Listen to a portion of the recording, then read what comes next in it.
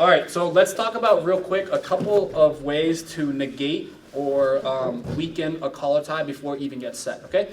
The collar tie in the standing position, obviously, it's one of the most common ties that you'll encounter in the standing position. And once a collar tie is set, it can be very frustrating and hard to deal with. And the better it's set, the harder it is to counter it and take it off, okay? So if you can just negate or weaken a collar tie before you it even gets set with authority, that will do a lot for you to be able to, number one, get rid of it, or number two, counter it, okay?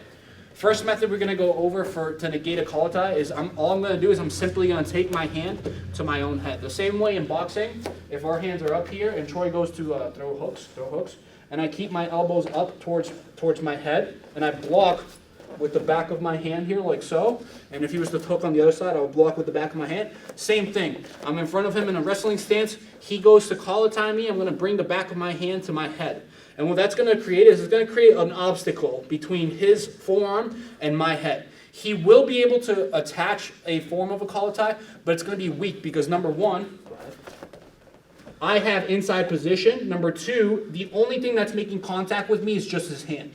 A strong collar tie, the entire form makes contact, okay? A weak collar tie, only the hand makes contact. Once his hand makes contact, all I'm going to do is I'm going to take the back of my hand, I'm going to swim it down as I run my feet out in a circle. And I snap his collar tie off into a bicep tie. So once again, I'm here, this time on this side real quick. He's going to go to collar tie me. I'm going to bring the back of my hand my hand up to my head. So I present to him the back of my hand. It's a backhand frame, okay? From here, I'm going to start to circle out this way as I swim my hand down to his bicep. And I end up with a bicep tie here, just like so, okay? Once again, this time same side so they can see the other side. He goes to reach. I bring my hand up to my head.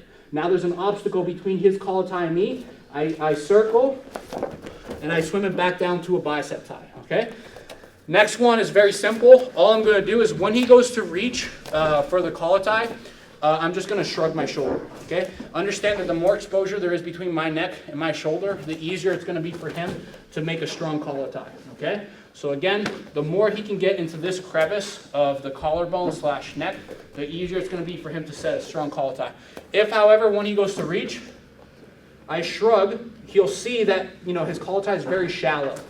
And once his collar tie is shallow, it's not a hard thing for me to grab his elbow, palm my head out, and just come right back in front. So once again, he's going to go reach for my head. I'm going to shrug my shoulder and make a very short and hide my shoulder area here, my trap area. As he goes to reach, he's going to make contact, but it's going to be very shallow. It doesn't feel very strong, right, Troy? Yep. From here, it's an easy thing for us to just simply swim our head out and continue to wrestle.